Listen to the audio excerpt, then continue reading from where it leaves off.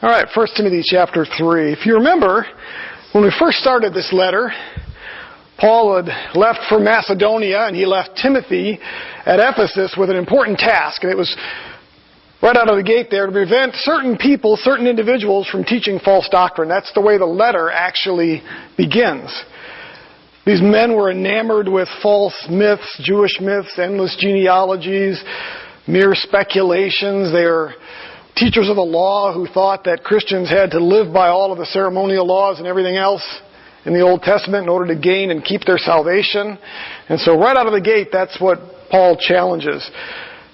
It was so severe and so concerning that Paul, when he wrote to Titus, who was facing something very similar in Crete, he said that these men needed to be silenced because they were upsetting whole families, teaching things they should not teach for the sake of sordid gain. Now that wasn't the only issue that the Ephesians were facing. We saw this as we went through chapter 2 and even into chapter 3. There was apparently some wrath and dissension, infighting among some of the men in the church. Some of the women were dressing and behaving inappropriately. There was even a problem when it came to teaching and authority in the church where the roles were sort of mixed up. In many respects, you could refer to it as a dysfunctional church. In fact, in the message coming up here, I kind of start that way by saying Ephesus was kind of dysfunctional in many respects. When we get to verses 14 and 15, our passage today of chapter 3, we kind of get to the heart and soul of what Paul was concerned about, why he left Timothy there. It wasn't just about the false teaching. We're just going to read that and then we'll come back. There's just a few short verses. We'll spend some time digesting this. But Paul says in chapter 3, verse 14, I am writing these things to you, hoping to come to you before long. But in case I'm delayed, I write so that you will know how one ought to conduct himself in the household of God, which is the church of the living God, the pillar and support of the truth. By common confession, great is the mystery of godliness. He who was revealed in the flesh, was vindicated in the Spirit, was seen by angels, proclaimed among the nations, believed in the world, taken up in glory. It's a summary of the gospel right there. So in our passage today, Paul's going to address the importance and necessity of proper conduct for members of God's church. That's what our passage is about today. Why is it so important that we conduct ourselves properly? There's a variety of reasons. I'm going to give you just 3 of them today. The first is that we're a family.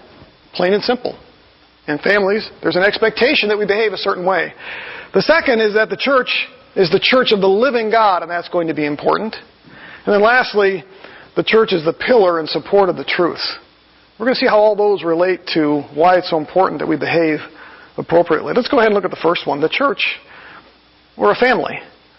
Look at verses 14 and 15 again. He says, I'm writing these things to you, hoping to come to you before long, but in case I'm delayed, I write so that you ought to know how one ought to conduct himself in the household of God. Paul had hoped to come back here to Timothy, come to Ephesus himself.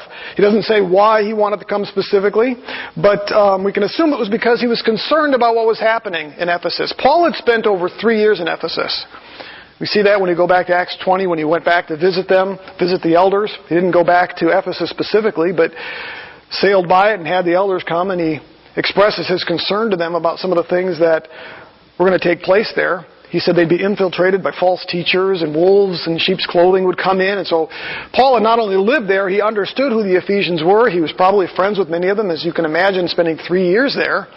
And so he knew very well the stuff that was happening at Ephesus. And so when he left Timothy there to care for that, that didn't necessarily assuage his concern. He still wanted to make it back to Ephesus himself to address some of these things. He knew he could trust Timothy, but he was still concerned and wanted to go back there himself. But he knew that he couldn't quite go at the time here. We don't know why, but he couldn't quite get back there, so he wrote to Timothy and shared some of his concerns with Timothy to make sure that those things were addressed. And so he tells him that right out of the gate, that he was hoping to come to them before long, but he says, in case I'm delayed, here's some things I want you to address. And you notice the very thing that he says is how one ought to conduct himself in the household of God. Now there are a number of terms in the Bible that are used for the church. First one is obviously just that word church, and it means an assembly, a gathering. It was used not just for the church, but actually it was a term used in the community for other things. When people would come together, it's a gathering, an assembly, and that's exactly what we are. It's where God's people come together. That's why we call this Renew Bible Church. It's where God's people come together. Other terms that we see in the Scriptures, body of Christ. We see that in 1 Corinthians 12. We see phrases like the flock of God, which likens us to sheep. We have the bride of Christ, that's also mentioned in Ephesians chapter 5, 25, and elsewhere, including the book of Revelation. We even have the temple of God. We're referred to as the temple of God. So we have all these great terms: body of Christ, flock of God, bride of Christ, temple of God. Each of these emphasizes a different aspect of who we are as many members of one body. We're like sheep with a shepherd in Christ. We're a temple, a building that God dwells within. These are all great terms describing who we are. But here, Paul uses another term for who we are. Notice he says that we are the household of God. That term household there is really a reference to family. The household in the first century there included not just husband, wife, and children, but oftentimes slaves and servants and others who were a part of that. It was considered a unit, and they were all considered part of a family. And so another way to understand this is to say that we are the family of God. We all know what that's like to be part of a household and a family, don't we? We all have certain expectations. I have some with my own kids. There are certain things, certain behavior that I expect of my children. One of them is, don't do anything that dishonors Jesus. Okay? Another one is, don't do anything that embarrasses your dad.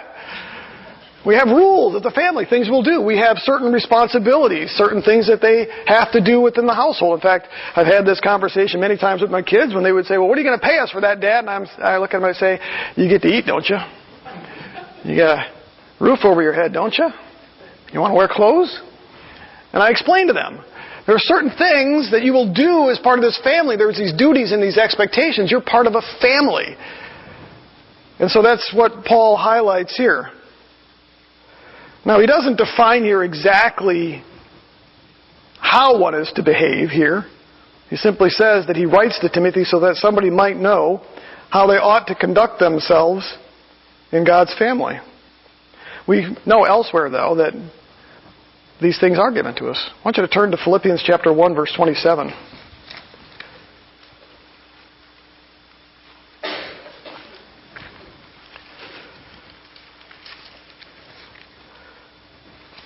Philippians 1, verse 27. Paul says, only conduct yourselves in a manner worthy of the gospel of Christ, so that whether I come to you and see you or remain absent, I will hear of you that you are standing firm in one spirit, with one mind, striving together for the faith of the gospel, in no way alarmed by your opponents, which is a sign of destruction for them, but of salvation for you. And that too from God. So Paul says here, only conduct yourselves in a manner worthy of the gospel of Christ. That sets the standard. When we behave, we should do it in a way that is worthy of the one who saved us. That's the standard that has been set for us. Much like in our family, the standard we set for our children. And so here we're told that the standard is Christ. How about Ephesians chapter 4? This is an interesting one, considering Paul is writing this to Timothy, who's at Ephesus. And Paul had written to the Ephesians to tell them what their behavior should be like. Ephesians chapter 4. Chapter 4, verse 1. Therefore I, the prisoner of the Lord, implore you to walk in a manner worthy,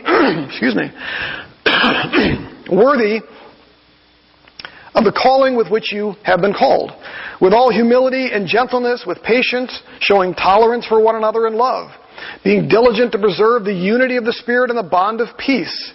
There was one body and one Spirit, just as also you were called in one hope of your calling, one Lord, one faith, one baptism, one God, and the Father of all, who is over all and through all and in all. So he tells them there to walk in a manner worthy of their calling, and then he goes on this long litany of there's one, we're to be one. That's the way a family is supposed to operate. Family is supposed to be unified. And so we're called to that. We're called to live in a way that is worthy of Christ. Makes us part of a family. We should work as a unit in many respects. We should have oneness. That's the way a family operates.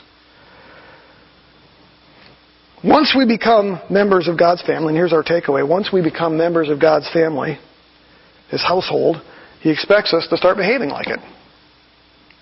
We should expect that of one another. That's why we have the authority to confront one another over behavior that's inappropriate. I should be able to expect you to live in a way that honors Christ, and you likewise should be able to expect me to live in a way that honors Christ. That's what family does. They hold one another accountable. When I was in college, or shortly after I graduated college, I had to make some decisions. I'm going out into the work world. So, some of you may or may not have seen the picture from my PADI certificate, which is the scuba diving certificate, of what I looked like when I was in college. I looked like a thug. Had longer hair, beard. Nothing wrong with that. Just didn't look good on me back then. I dressed a lot in black. Nothing wrong with that necessarily. I didn't do it for any reason other than I just thought I looked good in black. But so I graduated, and I knew I was going to have to go out and start interviewing. And about that time, I had come across the book Dress for Success, which talked about the whole power tie thing and the color things, right?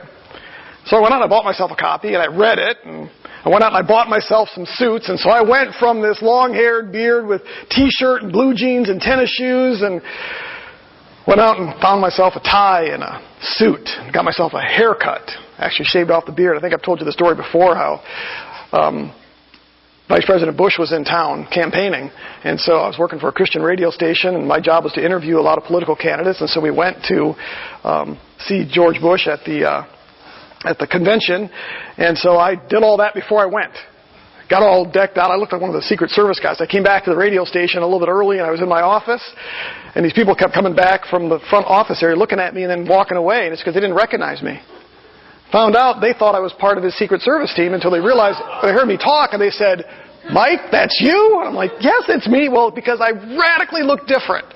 Now, why do I share that story? Well, because I knew that by going out into the world, by getting a real job, my behavior would have to be a little bit different. I'd have to dress appropriately. I could not do a job in sales or even in radio dressed like I had been dressing in college. I was fine when I dressed that way in college, but now I had to change. My behavior had to represent the company that I would work for and other things, and so I did it all. Looked so much more appropriate. And what's interesting is that it's funny how when you dress appropriately, how sometimes it even changes your behavior. That's kind of interesting. So a goofy story to simply drive home a point. When we become members of God's family, He expects us to stop behaving like we belong in the world and start living like we're part of His family. I expect certain things of my kids, and the Lord expects certain things of us, and it has to do with the fact that we're part of a family now. I want you to return to Ephesians chapter 4 again. Ephesians chapter 4. We're going to jump down to verse 17. "So this I say and affirm together with the Lord, that you walk no longer just as the Gentiles also walk, in the futility of their mind, being darkened in their understanding, excluded from the life of God because of the ignorance that is in them, because of the hardness of their heart. And they, having become callous, have given themselves over to sensuality for the practice of every kind of impurity with greediness. But you didn't learn Christ in this way. If indeed you have heard Him and have been taught in Him, just as truth is in Jesus, that in reference to your former manner of life, you lay aside the old self, which is being corrupted in accordance with the lust of deceit, and that you be renewed in the spirit of your mind, and that you put on the new self, which is in the likeness of God, has been created in righteousness and holiness of truth." When we become members of the family of Christ, we put off the old, we put on the new, and we start acting like members of that body. I have a friend of mine who adopted a young boy who had been raised in the foster care system. And certain behavior was acceptable where he was before. But now that he was in a new family, that behavior had to be corrected. There's an expectation. No, you're part of this family now. You'll behave a certain way as part of this family. now. And so Paul, when you go back to 1 Timothy chapter 3 there, he says we ought to act a certain way because we're part of a family. Let's move on to his second point here. Look at verse 15 again. I want to refocus now on what he says there. Know how one ought to conduct himself in the household of God, which is the church of the living God. The church of the living God. That, I think, is key. There are a number of implications with this statement. The first implication is that the church belongs to God. It's His household. We just saw that in a bit. But it says it's the church of the living God. Of is an important word there. He purchased the church. He purchased you and me with His own blood, did He not? I want you to turn to Acts chapter 20. We're going to bounce around a couple of passages here. So we are not only God's household, meaning we're a family, but we are church of the living God. And you'll see how that's going to develop here in just a minute. But I want to start with this idea that He purchased us. Acts chapter 20. Jump down to verse 28. Be on guard for yourselves and for all the flock, among which the Holy Spirit has made you overseers, to shepherd the church of God. And look at this, which He purchased with His own blood. These are Paul's words to the Ephesian elders. The very people that Paul is now kind of writing to Timothy and talking to the elders at that church, he's reminding them here in chapter 20, on his last visit with them, that they're shepherding God's church, but it's a church that He owns. He purchased it with a pretty substantial price, His own blood. Turn to Revelation chapter 5, verse 9.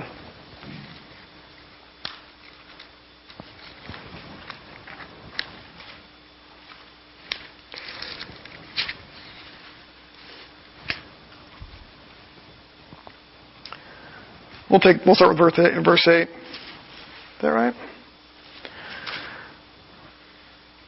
When He had taken the book, the 4 living creatures and the 24 elders fell down before the Lamb, each one holding a harp and golden bowls of incense, which are the prayers of the saints.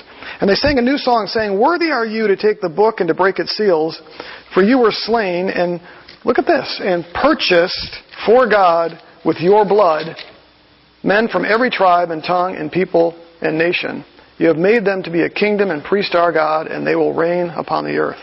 We get this reference again to God purchasing us. So the first thing we see there is that the Lord purchased us with His own blood, which makes us His possession.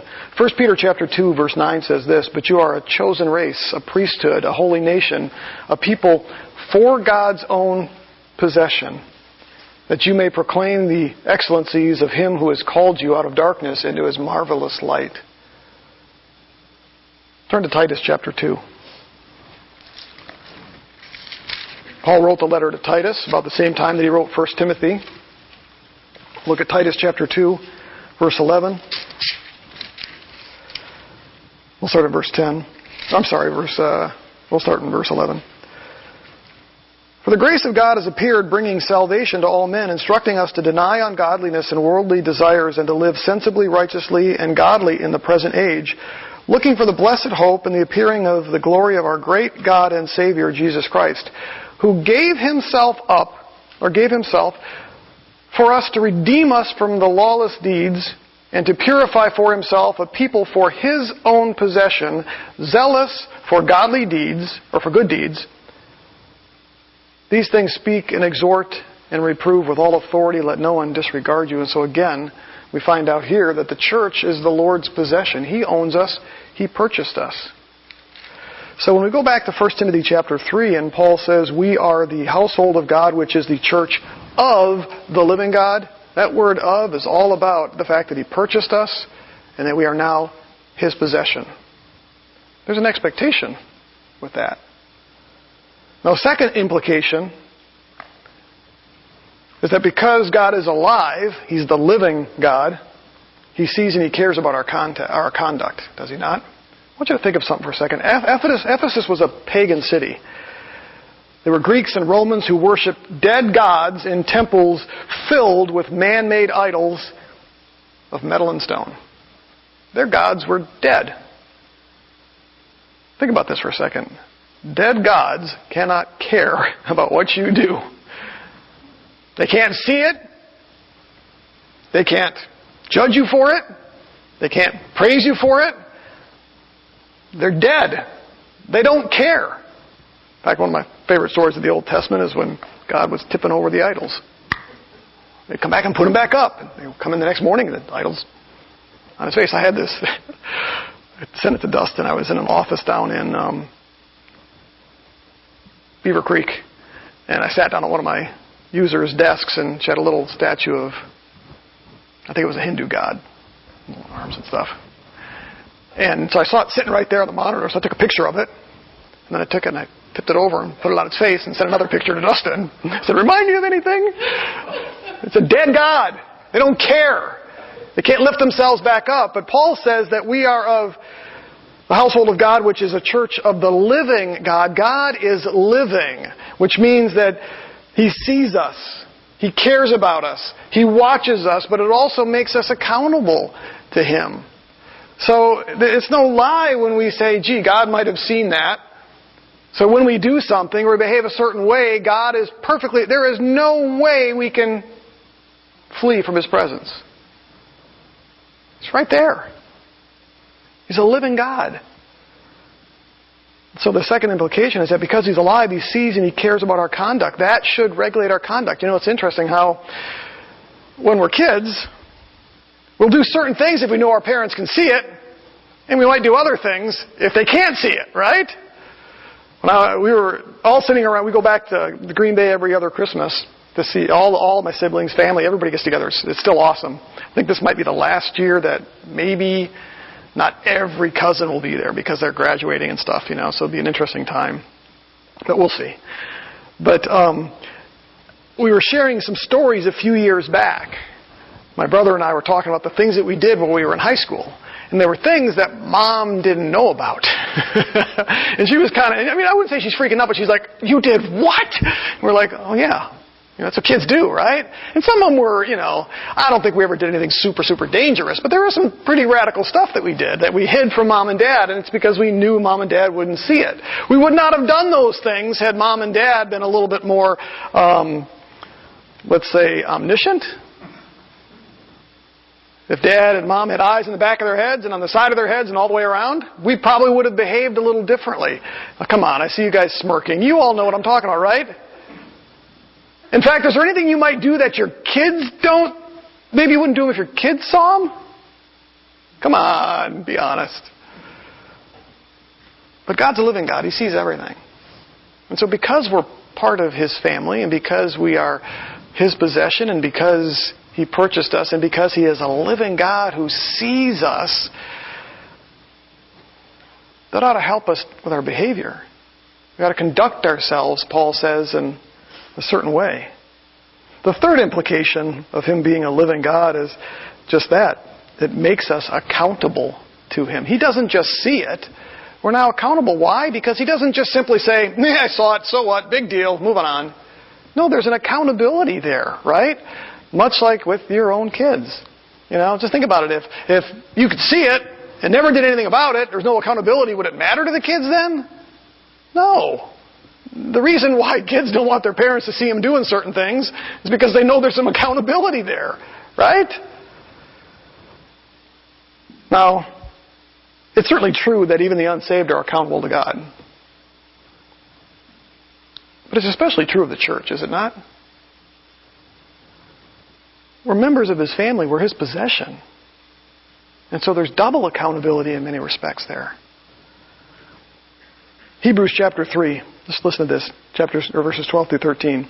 Take care, brethren, that there may not be in any of you an evil, unbelieving heart that falls away from the living God, but encourage one another day after day as long as it is still called today, so that none of you will be hardened by the deceitfulness of sin.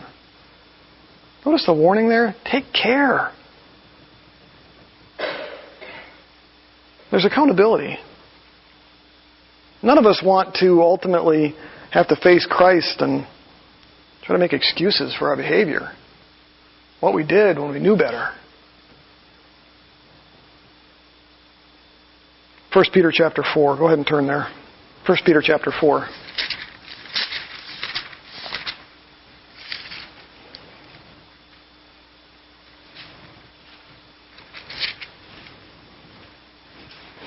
This is a sobering reminder of this.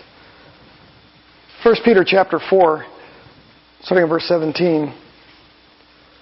For it is time for judgment to begin with all those really nasty people out there, right? Is that what it says? Where does judgment begin?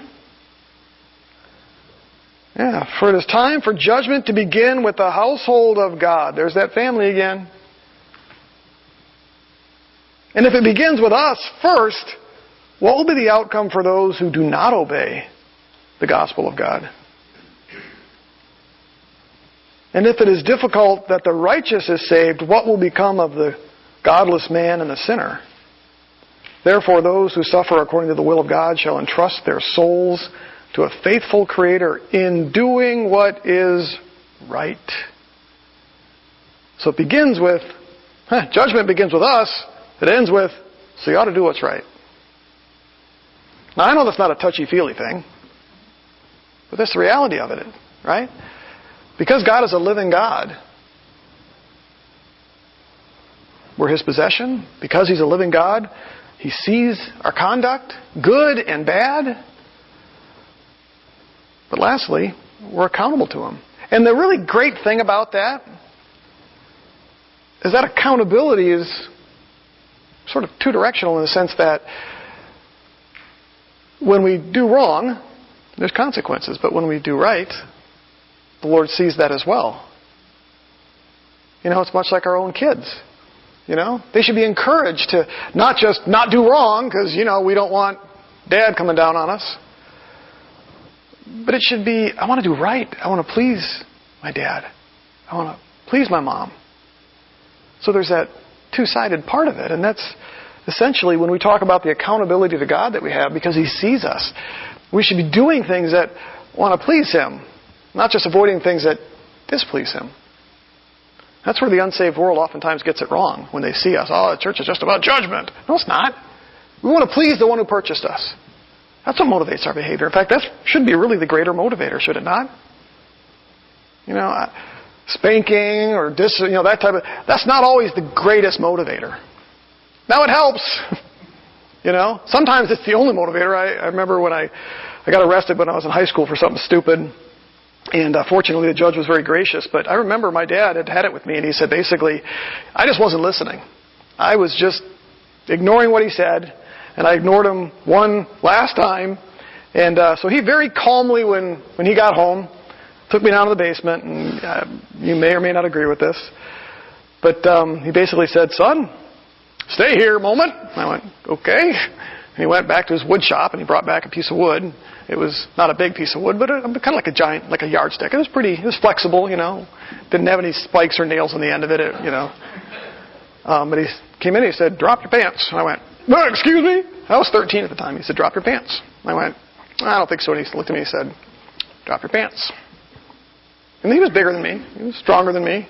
I was a lot more arrogant, but that didn't matter in this particular instance because strength has a tendency to overpower arrogance. And so I said, no, I'm not. I'm too old to be spanked. And he goes, drop your pants. Believe it or not, I dropped my pants and I bent over and I grabbed my ankles because he told me to. And he took that instructive tool and applied some wisdom to my backside. Never lost his cool. Was calm. Explained to me what he was doing and why he was doing it. And I think maybe he smacked my bottom 3-4 times. It stung, but I was a man. I could take it. I was more embarrassed than anything else. He said, wait here. Went back to his wood shop, put the wood away. Came back and said, pull your pants up, son. And we went back upstairs. We sat down and we ate. Never chastised me verbally. Never yelled at me. Just very calmly and methodically said, look, I'm your dad. I'm responsible for you. You're not listening. And if this is what it's going to take, then this is what I'm going to do. I tell that story and almost brings tears to my eyes only because that was a huge turning point in my life, because the person I was hanging out with and the person that I got arrested with spent time ultimately himself in jail. His life took a different trajectory than mine did. And to be real honest, it wasn't because I just went, I want to go that direction. No, it's because Dad said, you're not going in that direction. Now again, you may or may not, that's the only, my dad would spank us occasionally, but never in anger, and that's one of the few times I actually remember getting spanked by him. Probably because I was 13. Thank God he did it. We're accountable because God is a living God. And I remember the time that I had gotten done preaching a sermon. My dad came to seminary for my graduation, and I don't remember where it was after that, but I preached a sermon and came up and he just gave me a huge hug. It's the first time I ever heard him say he was proud of me. And it's not because he just wasn't a very verbal guy, and we knew growing up that he was proud of us kids. We always knew that. You could just tell. But he never said it. And it never bothered me until hugging me and he said, man, I'm proud of you. And it just hit me like, wow, he's never said that. I've never missed it, but boy, was that good to hear. I had a desire. I wanted my dad to be happy and proud with us kids. And that was ultimately, as I grew up, a much better motivator. But, so we're accountable. So, what's our takeaway with all this? If we served a dead God, our behavior wouldn't matter. But we serve a living God, and He cares about us. He loves us. He died for us. He purchased us. He redeemed us. He brought us into His family. He adopted us. And so, part of being a part of His family is that He is a living God and He cares. He sees. Even so much that He's willing to discipline us when necessary. Turn to Hebrews chapter 12. We're going to read a long passage here, but I think it's going to be good for us. It's one you're all familiar with. Hebrews chapter 12.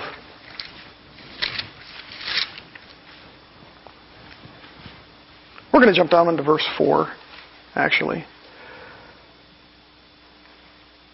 He's talking about Christ, initially, who endured hostility because of who He was on our behalf. And so Paul then the author of Hebrews goes from there into this. You haven't resisted yet to the point of shedding blood in your striving against sin. Christ did. He said, you haven't. And you have forgotten the exhortation which is addressed to you as sons. My son, don't regard lightly the discipline of the Lord, nor faint when you are reproved by Him. For those whom the Lord loves, He disciplines. And He scourges every son whom He receives. Gee, sounds like my dad. It is for discipline that you endure. God deals with you as sons. Why? You are a part of His family.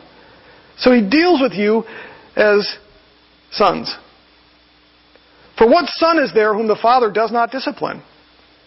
But if you are without discipline, of which all have become partakers, then you are illegitimate children and not sons.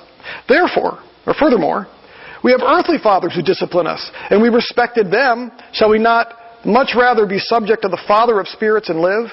For they disciplined us for a short time, as seemed best to them, but He disciplines us for our good, so that we may share His holiness. All discipline for the moment seems not to be joyful but sorrowful, yet to those whom have been trained by it afterwards it yields the peaceful fruit of righteousness. I'm going to stop there. We're accountable because He's a living God. And He disciplines us because He loves us. And that term discipline oftentimes just gets a bad rap. It's not just about spanking, metering out punishment at times. It's about training, and that's what that text said. Training. That's what discipline is. And so, the second point from Paul's passage here is that we're not just a part of God's family, but we're a part of a family that is ultimately that of a living God who is alive, loves us, sees us, chastises us when necessary. The third thing we're going to see here in this passage, and we'll finish ultimately up on this, but the third thing is that the church is the pillar and support of the truth. So the church is a family. The church is the possession of a living God. And then lastly, the church is the pillar and support of the truth. And this is, I think, where that behavior that Paul started with, Timothy, I need you to understand how the church is supposed to behave. This is where it all comes together. You may not immediately see the connection, but hold on, we'll get there. Look at verses 15 and 16 again. The very end of verse 15, which is the church of the living God, the pillar and support of the truth. By common confession, great is the mystery of godliness. He who was revealed in the flesh was vindicated in the Spirit, seen by angels, proclaimed among the nations, believed on in the world, taken up in glory. I'm not going to spend a lot of time on those verses or those phrases right there. It's an expression of the gospel. What I want to focus on is that he says that we are, the church, we are the pillar and the support of that very confession that we saw right there in those words.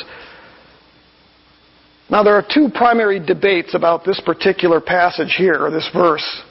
The first is whether this should be translated as the church is the pillar and support of the truth, meaning with the definite article, the. The reason is that word doesn't exist in the Greek, right there. Okay? The debate is, should it be translated as the pillar of the truth or meaning one of many pillars of the truth? The reason, again, there's no article there. So some would argue you can only translate that as a pillar. Different translations treat it different ways. Now, when you're translating from the Greek into English, you don't always have to have the definite article there for it to be translated as the, because the context makes it really clear that it is. And so it's always a bit of wisdom and training and education by the translator to try to help figure that out, or the translators to figure that out. And so there is a debate around this. But most read it just as the way I did, that the church is the pillar of the truth. Now again, not everybody's going to agree with that, because they're saying, well, the Bible's one pillar, and tradition is another pillar, and science is another pillar. And but when you look at the context here, what Paul is trying to say is that the church supports and upholds the truth. And that's true. So whether you want to get into the debate of is it the pillar or just one pillar, I'm of the opinion that Paul is really treating it as the church is the pillar. We are the ones that God has tasked with upholding the truth. And here's partly why. There's these two words that Paul actually uses here. He uses the word pillar and he uses the word support. This word pillar is just what it sounds like. You have a pillar and it upholds a building, right? It holds a roof. Without the pillars, the roof collapses down, right? So he says the church is like that. The church is a pillar. It holds something up. The second word, though, is a word that's not used anywhere else, and it's the word for support. And it's not really clear what that word means. It can mean foundation. So you've got sort of, a foundation that supports the pillars, and the pillars then support the roof. And so Paul is likening the church to that foundation and those pillars that uphold the truth, which is the roof. That word, though, support, can also refer to a bulwark, meaning almost like a mound that's built to protect something from attack. And so there's, again, debate over that. I think if we just put all this stuff together and not get too caught up in all the intricacies of that, ultimately we need to look at the forest, not just the trees. And Paul's point here is that the church has a responsibility to the truth. So whether you say, well, the church is the foundation or the church is the bulwark protecting against offense, either way, it's the same thing. It's the church's job is to protect and to uphold that truth. Now, what's he basically referring to? I think he's referring to not just the gospel, but everything written here, and it's partly because of what we see throughout these epistles. Paul routinely tells Timothy, preach and teach these things. Everything that I'm sharing with you, that's your job. He tells him to guard what's been entrusted to him. He tells him, preach the word in season and out of season. He says that the word is inspired and good for teaching, rebuking, correcting, and training. That means telling you what's right, what's wrong, how to get right, and how to stay right. So everything in these three letters, these pastoral epistles, support the fact that in Paul's mind, the truth is everything he shared with Timothy, and it's all anchored by the gospel. That's our job as the church. God has entrusted us with this. That's why when he starts off the letter, he says, Timothy, I put you there to prevent false teaching. Why? The job of the church. That church in Ephesus, that is supposed to be a place where people hear and understand and practice the truth. What's written here? I think it's a tragedy when we look around the evangelical world today and realize the shambles that our churches are in when it comes to the truth. It really is. You know, some of the research by George Barna and Arizona Christian University and some of the others, Lifeway, that research this stuff on a regular basis, they've demonstrated year after year after year that the American evangelical church is getting dumber every year when it comes to understanding what's written here. That's astounding to me. There's been times I've thought about going on and working on a doctorate degree just because I love academics. I loved being in seminary. As my daughter says, those are my peeps. I like that environment, but I got a full-time job, I got a family, and doing this, and I don't know that the payoff would be worth it. But there's times where I'm like, I love that environment. I always thought, what would I do for my dissertation, for my doctorate? I would do my dissertation on the state of preaching in the evangelical church today, because I think it's shambles. I read an article just not too long ago about the loss of exegetical preaching and teaching in the American church. In fact, coming up here, we're going to talk about that. I've got some examples that I'll share in a couple of weeks here on what some of our biggest evangelical teachers and preachers in the nation claim about how they start their sermons and where they turn for their content. And it's things like, I just go to the bookstore and see what's on the shelves. That's where I start. Or I got to start with what people's felt needs are. Not a single one said, I start here and decide where I'm going next and what I'm going to teach. And I'm not saying it's everyone. I'm simply saying these are the ones that are leading the church and saying, this is how you have to teach. This is how you have to preach. I had one tell me a while back that you can't lead with the word. Meaning, can't do what I'm doing here. Andy Stanley recently, not too long ago, basically said that pastors and teachers who teach like I do here, expositorily, are cheating. They're taking the easy way out. What would possess somebody to say that? Possession. Now, I'm not trying to brag. I consider myself a blue-collar teacher and preacher, but the one thing that I will say without any type of shame is that my only job when I get up here is to open this book for you guys. Okay? And I don't say that for prideful reasons or to bring attention to myself. Dustin shares that same conviction. But I think it ties to directly what Paul is saying here. Our job as a church, as the family of the living God, it's almost like you got one thing to do. Uphold the truth. And it starts with the gospel. And if people cannot walk in to a gathering that we share together and hear the truth, we haven't done our job. But the same is true of you, because sometimes the family isn't always together. But because you are part of the family of God, you ought to be upholding the truth. Not just in word, but in behavior. When people see you, what they ought to see is that you love the truth. So when you talk with them, when you behave around them, that's what they ought to see, right? Because we're the pillar and support of the truth. That's what God's done. Now, obviously, it's this, right? It's not our truth. It's not my truth. So what's written in here ought to be what comes out of our mouth. It ought to be what regulates our behavior. It shouldn't shock people when they go, oh, you're a Christian? Oh, you believe the Bible? Shouldn't shock anybody. Some of Paul's last words to Timothy in this letter come from chapter 6, verse 20. Timothy, guard what has been entrusted to you. What's been entrusted to him? Paul lays that out. Everything I've shared with you.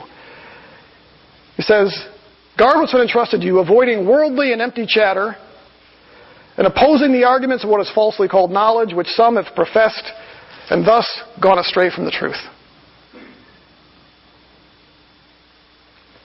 One of the things I despise is when some Christians will say, well, doctrine's not all that important. But if doctrine regulates behavior, teaches you how to do right, be right, about God, about how to love Him, how He loves you, if all that's unimportant, then your God is dead. Plain and simple. So what's our takeaway with that? Our behavior, when Paul says, Timothy, I'm writing to you so that you know how people ought to behave as members of God's household.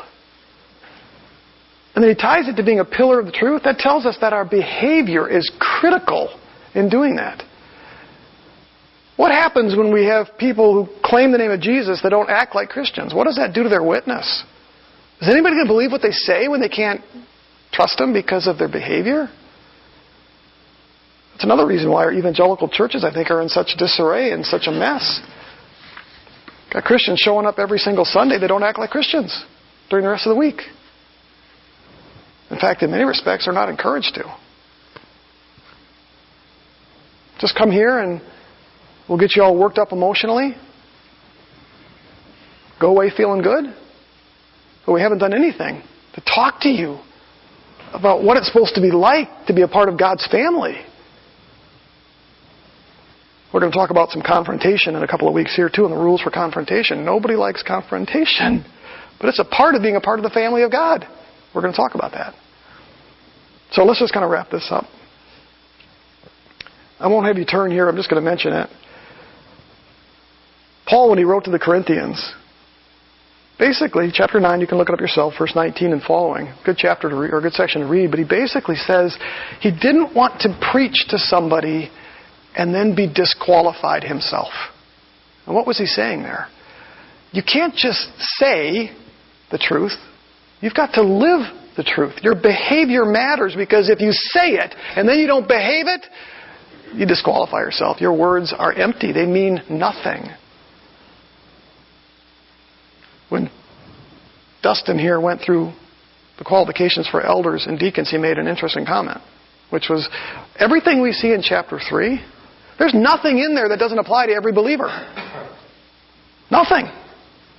Every one of those things, those qualifications, are how believers ought to behave and act. He said the only difference is they're expected to do it. Meaning, they don't become elders or deacons if they don't. It's a high bar. But that doesn't excuse the rest of us. Like, it doesn't really matter for me. I'm not an elder or a deacon. Your behavior matters. My behavior matters. And so Paul, as he just reminds Timothy, this is what we sort of call a little one-off by Paul. He's in the middle of this, laying out these instructions for Timothy, and he just takes a little pause here now to say, Timothy, I'm writing these things to you because the church is a family. They're expected to behave like it. They're the family of the living God, which means their behavior matters. And then lastly, their behavior matters because we as the church are the pillar and support of the truth. The world will get that nowhere else. If we disappear tomorrow, they got a book. None of them are going to turn to it. They see it in us. So our behavior matters. Amen?